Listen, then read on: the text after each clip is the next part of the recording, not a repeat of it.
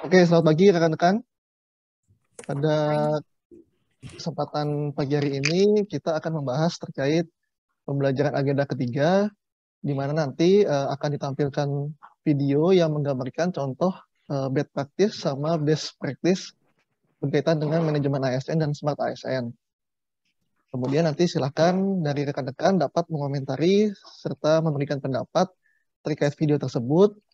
Pendapatnya dikaitkan juga dengan materi manajemen ASN dan smart ASN ya. Untuk yang pertama, mari kita mulai dari video bad practice terlebih dahulu. Saya akan putarkan videonya.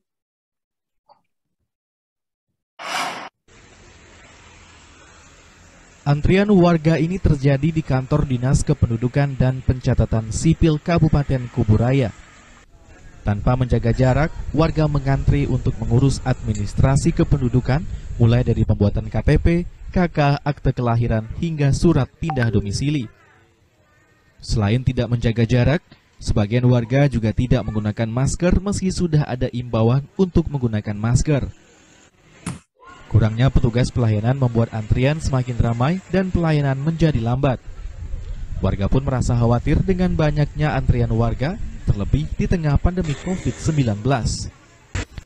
Warga berharap pihak Dinas Kependudukan dan Catatan Sipil Kabupaten Kuburaya menambah lagi jumlah petugas yang melayani masyarakat dalam mengurus administrasi kependudukannya, agar tidak terjadi antrian ramai. Dede Iskandar, Emroy Ambo melaporkan dari Kuburaya.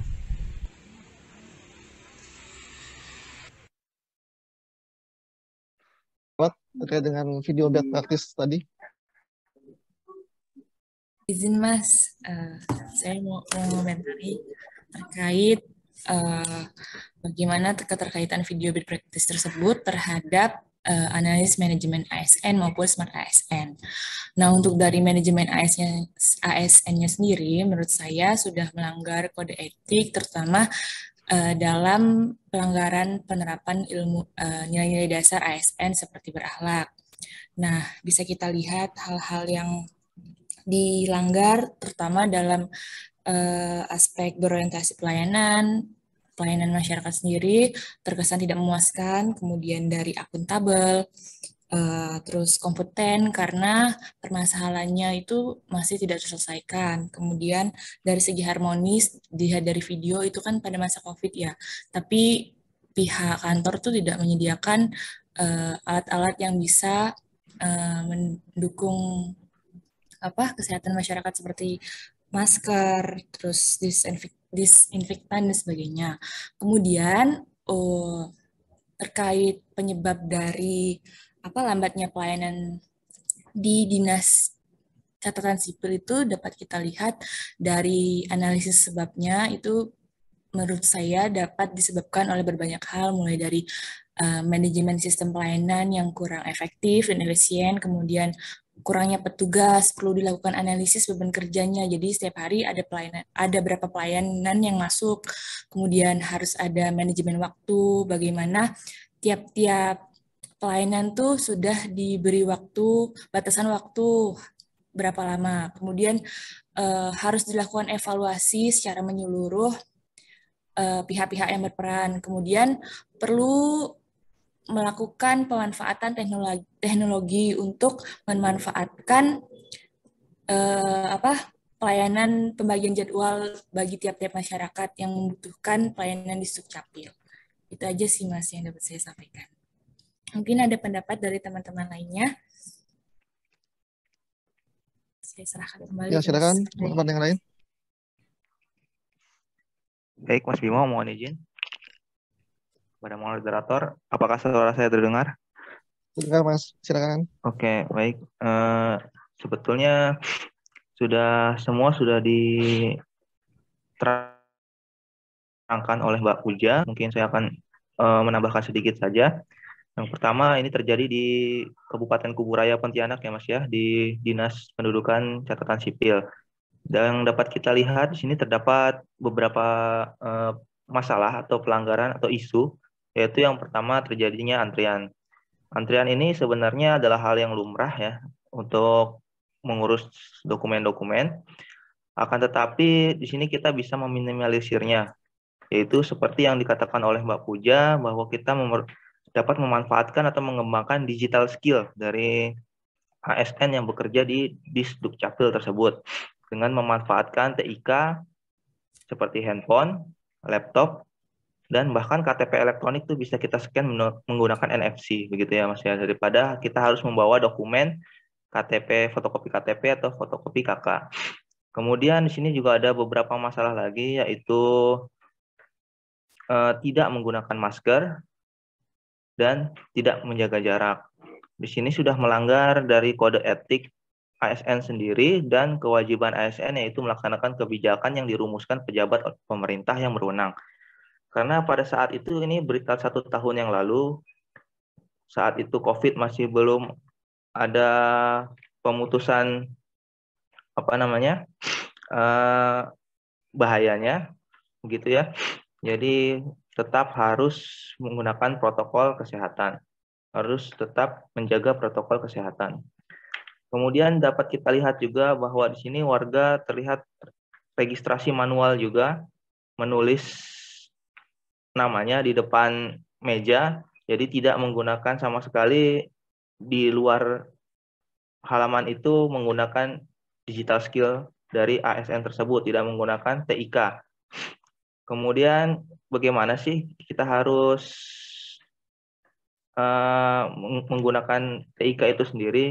Karena jika kita menggunakan digital skill kita, mengembangkan digital skill kita, diharapkan dapat memangkas antrian agar lebih cepat ya, dengan filter antara orang-orang yang bisa menggunakan handphonenya dengan baik atau gadgetnya dengan baik dan orang-orang yang tidak dapat menggunakannya. Jadi ada 2 slot di situ. Jadi antrian bisa terpangkas dengan lebih cepat. Adapun manajemen ASN yang dilanggar seperti yang dibicarakan oleh Mbak Puja, di sini kita bisa melihat kurang profesionalnya ASN karena sudah berlangsung beberapa hari yang lalu. Terlihat dari komentar narasumber yang diwawancara dan kurangnya nilai-nilai dasar berakhlak. Yaitu saya tambahkan yang pertama adalah akuntabel dan loyal. Di sini seperti perkataan Mbak Puja sebelumnya bahwa terkesan lambat, terkesan mendeskripsikan Disdukcapil. Jadi nilai dasar loyal sendiri untuk menjaga nama baik ASN tidak terpenuhi. Dan kemudian ada banyak kewajiban ASN seperti menunjukkan integritas dan teladan dalam sikap, perilaku kepada setiap orang baik di luar dinas maupun di dalam dinas, dan melaksanakan tugas dengan penuh pengabdian, kejujuran, kesadaran, dan penuh tanggung jawab. Itu juga kurang optimal dalam masalah ini. Demikian, Mas. Oke, makasih pendapatnya Mbak Puja sama Mas Keiko. Selanjutnya kita akan saksikan bersama video yang kedua yang menggambarkan contoh dari best practice ya.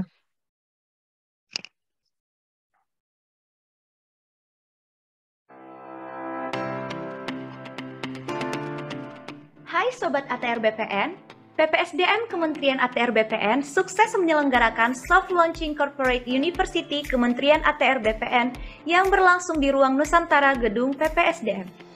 ATR BPN Corporate University hadir dengan langkah strategis untuk menciptakan budaya belajar organisasi sehingga dapat lebih cepat mencapai visi dan misi Kementerian ATR BPN. Corporate University merupakan strategi pembelajaran Kementerian ATR BPN dalam menyelesaikan permasalahan strategis yang ada melalui pendekatan program belajar organisasi yang sistematis dan menyeluruh, sehingga mendukung percepatan pencapaian visi dan misi Kementerian ATR BPN dalam kerangka proses belajar berkelanjutan sepanjang karir pegawai. Pada perjalanan implementasi penyelenggaraan pada ATR BPN Corporate University meliputi penyusunan learning roadmap, pelaksanaan training need analysis, penyusunan materi pembelajaran dengan metodologi 10, 20, 70, pengajaran dan monitoring action learning project, monitoring dan evaluasi, penyusunan manual mutu pembelajaran, dan penyusunan konsep kegiatan grand launching. ATR BPN Corporate University diharapkan menjadi enablers untuk mendukung pencapaian visi, misi, dan program strategis untuk berkontribusi dalam peningkatan performansi organisasi dan pengembangan kompetensi pegawai. ATR BPN Corporate University dapat membantu kita belajar dengan cepat, di mana saja dan kapan saja dengan Learning Management System PPSDM. LMS PPSDM dapat membantu aparatur ATR BPN dalam pemecahan masalah yang muncul pada pelayanan pertanahan. ATR BPN Corporate University menghidupkan budaya belajar pegawai sehingga menjadikan Kementerian ATR BPN menjadi organisasi pembelajar yang adaptif dan fokus pada pencapaian tujuan organisasi.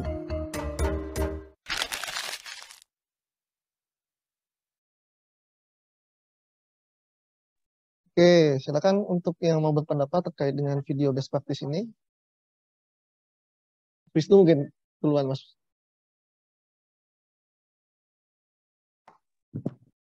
Oke, menurut saya tentang soft launching corporate university ini, mengapa PPSDM membuat corporate university ini kan merupakan salah satu upaya untuk mendukung percepatan visi misi kementerian ya, di mana dalam penyelenggaraan pelayanan pertanahan dan penataan ruang. Di sini untuk mencapai tujuan tersebut, Kementerian ATR BPN perlu menyiapkan sumber daya manusia yang berkualitas, salah satunya dengan cara menghadirkan corporate university ini. Kalau menurut saya, jika dilihat dari sisi manajemen ASN, ini merupakan salah satu contoh yang baik karena corporate university ini dapat mewujudkan budaya belajar yang mana ini menjadi salah satu solusi untuk memenuhi hak dan kesempatan pegawai di unit kerja kementerian. Jika dilihat dari sisi smart ASN-nya, dalam pelaksanaannya ini juga sudah mengikuti nilai tersebut ya, karena dilakukan dengan metode learning management system, yaitu metode dengan e-learning, webinar, dan blended learning sesuai dengan materi smart ASN, yaitu salah satunya adalah digital culture. Terus untuk dikaitkan dengan nilai berakhlak, salah satunya ini juga dapat terpenuhi dari nilai kompetennya. Begitu. Oke, terima kasih Mas Wisnu. Mas Andri mungkin bisa menambahkan? Ya, menurut saya corporate university Kementerian ATR BPN ini tujuannya sudah sangat baik untuk menjadi pelajar dengan budaya pencapaian visi dan misi dengan cepat.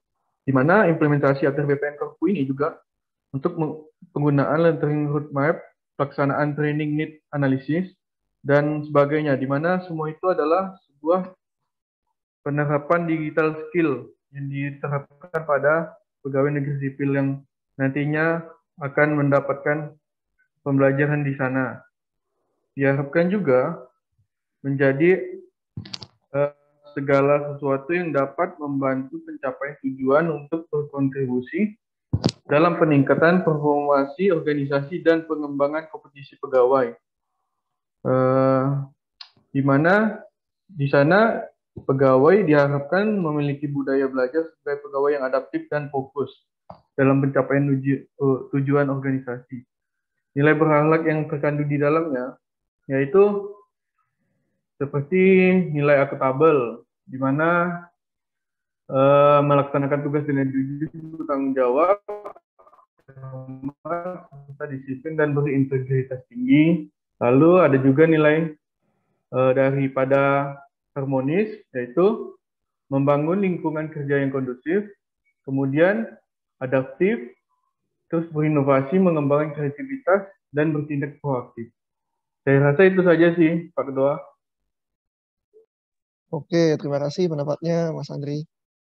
Baik, rekan-rekan, mungkin cukup sekian aja pembahasan kita pada pagi hari ini. Terima kasih atas partisipasi sama pendapatnya dari rekan-rekan semua. Semoga pembelajaran kali ini bisa bermanfaat buat kita semua ke depannya ya. Selamat pagi dan terima kasih. Terima kasih, Mas. Terima kasih. Selamat pagi.